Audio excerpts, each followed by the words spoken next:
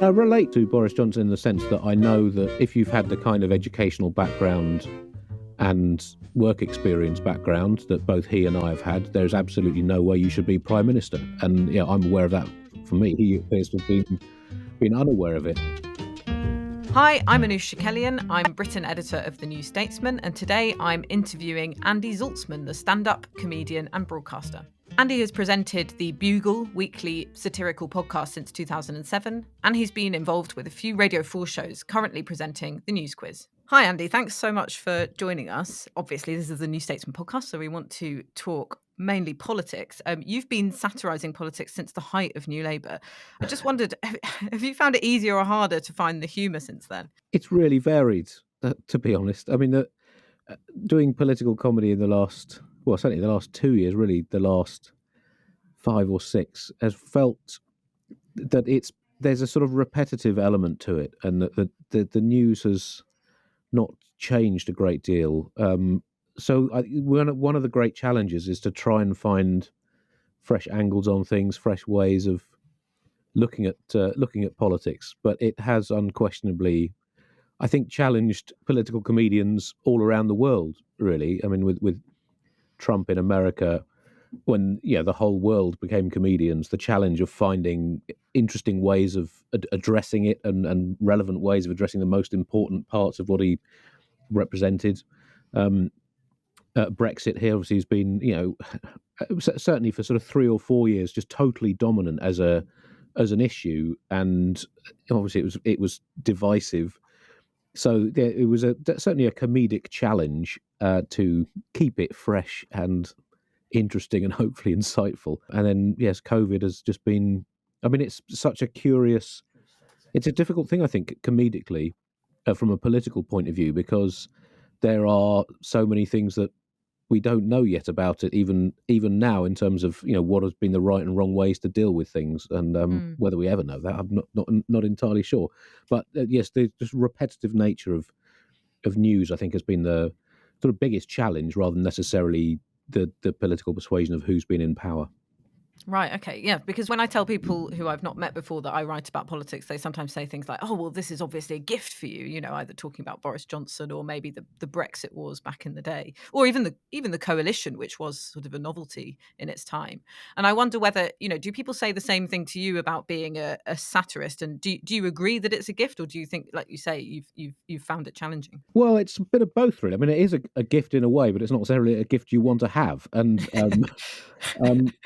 just on Trump particularly, and I think social media has changed this. That it's opened up a platform for everyone with the internet to produce jokes, and they come in many different forms. And so it's a greater challenge to come up with something original. When with Trump in particular, because he was such an inherently sort of comic figure in how he behaved and what he said.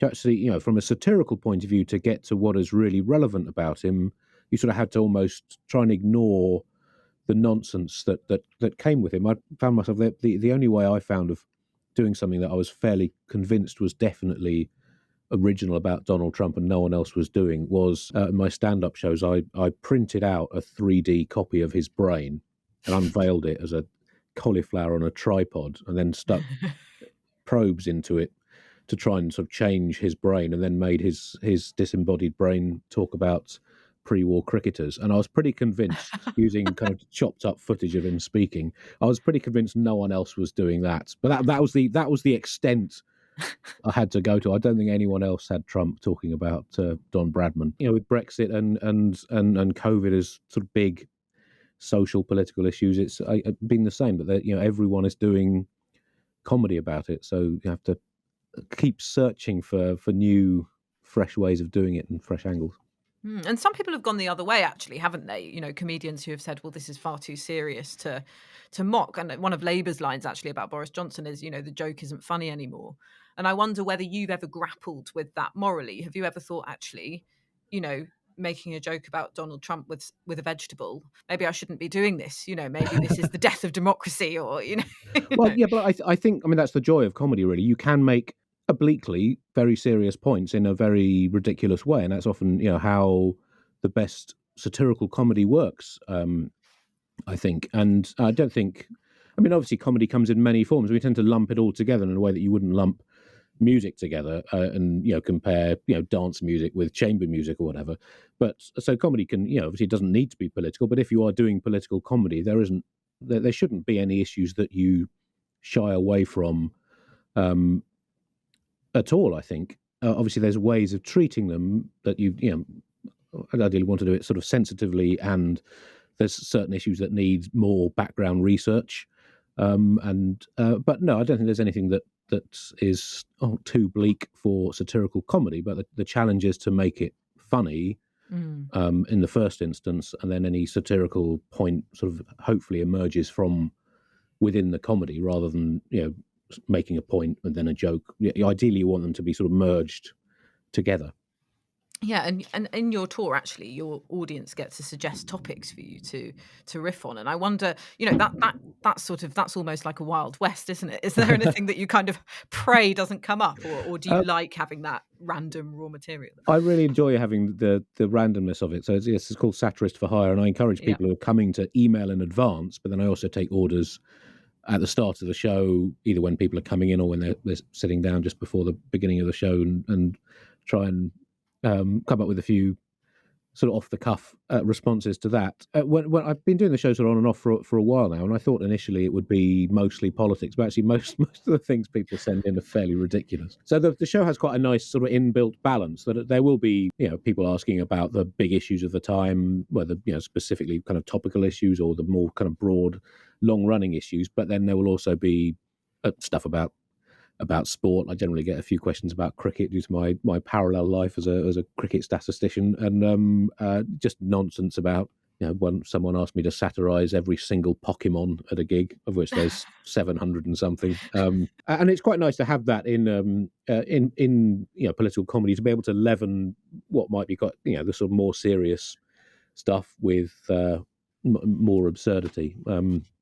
So it's a fun show to do, and one of the challenges is to try to come up with something on whatever range of topics is sent in. So yeah, it's and the audience seems to quite enjoy the interactive element of it, and it gets quite conversational. And if someone sent in an email, I'll sort of ask them questions about why they've asked it, and so some of the humour of the comedy of the gig comes from that interaction. But yeah, so and it means that I can sort of like I say, balance the show with a range of issues, serious and less so. Do you feel that there's sort of higher stakes to doing those kind of shows now? I mean, there are some comedians who now say that there are things that they feel that they can't joke about. For example, I think Ricky Gervais has said recently that The Office wouldn't get made now, and obviously there's been recent comments by high-profile comedians that have kind of been that have caused a scandal. Do you worry about that at all? Does that feature into your thinking? It doesn't feature a great deal, really. I mean, I've never been a particularly sort of confrontational comedian, or I've never or I hope I've not sort of used offence as a sort of easy comedic tool. I mean, there's ways that you can do very challenging topics without being offensive about them. So I mean, I think that again, that's one of the challenges. And I think as long as you've sort of thought through what you're saying and are prepared to stand by it, then I don't think comedians should feel restricted by what they assume people will think about it. And obviously, when you've said something and put it out in the public domain, you're then accountable for it. But I guess that's always been the way. It's just more sort of picked up on now with social media. But I think if you sort of thought through your jokes and how people will respond to them, inevitably some people may take offence to something and other people won't. And I think but once you've been doing comedy a while, you sort of know what those sorts of routines are, and you make the decision whether you're prepared to do it and accept that some people might be offended by it, even if it's not your intention as a comedian to cause that offence. It's once you've said it, it's slightly out of your control. But we talk about ownership of things. When you put a joke out in the public domain, then that's your decision to do that, and hopefully you'll have enough faith in the material to withstand whatever reactions are made to it. So it was ever thus, really, or are the sort of rules different now, do you think, as having done comedy for such a long time? I think what's maybe slightly different is the fact that sort of everything can end up published in terms of being put on social media. Um, and there's many different ways of doing comedy. I mean, say with Jimmy Carr's recent, uh, he's his entire career he's used that that tool in his bag of doing stuff that is awkward and sounds offensive in quite a safe way. Really. I don't think he's necessarily sort of challenging perceptions. Inevitably, there'll be times when people find it offensive, and that would have been the case when he was doing open mic spots 20 plus years ago. But there was no social media in those days, so it's just part of comedy, and probably always has been since the first time people were telling jokes. But the I guess the nature of public discourse has changed it a bit. But at the same time, I think we're still pretty much free to talk about whatever we want in whatever way we want in this country. Certainly. You've been involved with a number of Radio 4 shows, and you're currently presenting the News Quiz. And I wonder what you made of the comments of Tim Davie when he took over as Director General, saying he wanted to tackle the perceived left-wing comedy bias at the BBC. What did you make of those comments? I mean, it is a constant challenge in. The BBC is a different organisation to pretty much any other in terms of, media in general and comedy. That there is a sense that it needs to try to achieve some level of balance. The question is what is balanced in comedy, and it's quite hard to define that. And inevitably, in political comedy and topical comedy, the vast majority of stories about politics will be about whichever party is in power. So you're essentially dealing with the government because it's more interesting to do comedy about things that have happened rather than someone, the opposition, which is more about things they say they will do in a hypothetical future. So inevitably, there will be more comedy about the Conservatives than Labour when the Conservatives are in power. And I'm sure, if you went back and listened to radio shows from the 2000s when Labour was in power, there would have been a lot more about Labour than the Conservatives. I guess political comedy by its nature tends to be anti-establishment more than anything. So again, it depends who is the establishment at the time. But it's certainly, I understand the BBC need to try to strive for some kind of balance and fairness in how it treats things. But I think that how you achieve that is quite hard to define.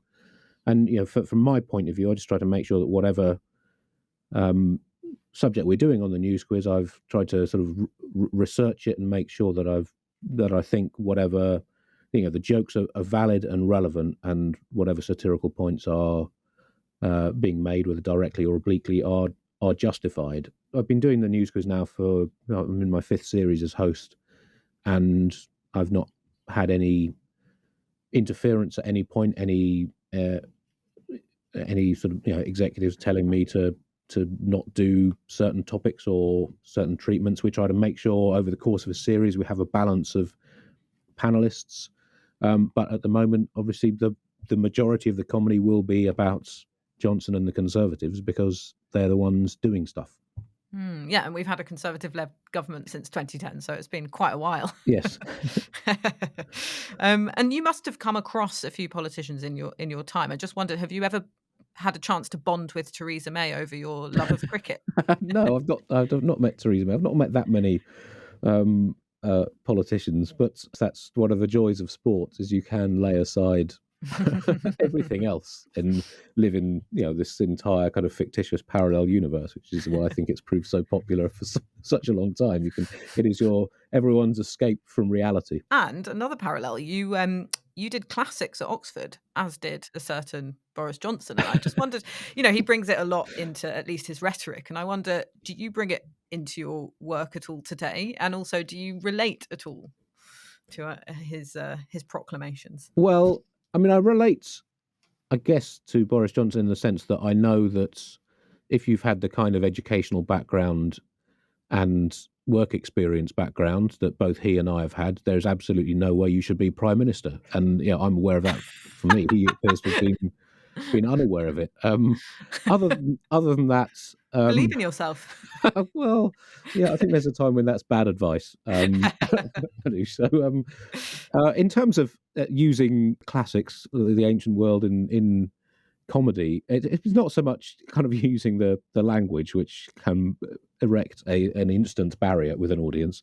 But I did study ancient Greek comedy as part of my degree, and it was absolutely fascinating. The plays of Aristophanes, which were performed in front of all social strata, albeit only men, in ancient Athens. But it had to appeal to the illiterate, uneducated, right up to the political and social elite. So it was an extraordinary combination of quite edgy political satire, a quite direct political satire, often about politicians who would have been sitting in the audience watching it, literary parody, slapstick, surrealism, and jokes about people wetting themselves and farting. It works on an almost infinite number of comedic levels. I don't necessarily say that in stand-up's obviously a bit different, but it was really interesting seeing the structures of comedy were essentially the same in 400 BC in Athens as they are now, and most jokes you see now, there was some version or other that made people laugh almost 2,500 years ago. And I on holiday with my wife in Athens years ago, we saw a production of an Aristophanes play in the ancient Roman theatre on the side of the Acropolis, sort of a few hundred yards away from where it would have first been performed. Almost 2,500 years ago, and it was performed in modern Greek. I don't understand modern Greek, but it was just quite inspirational to see jokes from that long ago still making people laugh. So, although I've not really applied my degree in my working life and didn't work massively hard as a student, that aspect of it, I think, has been a little bit of an influence on my career. So maybe I've used my degree more beneficially than Boris Johnson has used his. and it has been a sort of good time for political comedy or comedy in general in the UK recently. And I just wondered if you have anything that you watch or read or listen to that you can recommend to our listeners. Well, to be honest, I spend so much of my time writing and recording, doing the news quiz and the Bugle podcast that I've been doing for 15 years. I don't tend to watch that much else. Obviously, I used to work with John Oliver for years, and his show Last Week Tonight, and still sort of sets a standard, I think, for political comedy in terms of its ambition and its sort of journalistic rigor.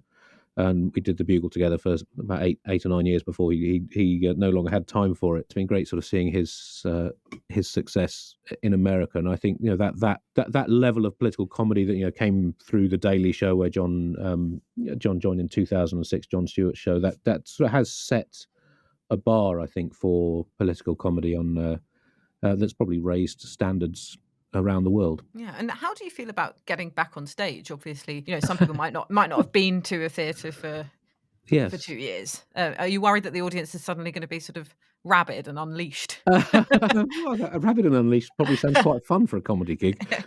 It'll be interesting. I mean, I've done very little live work since the before times. I've done a couple of live podcast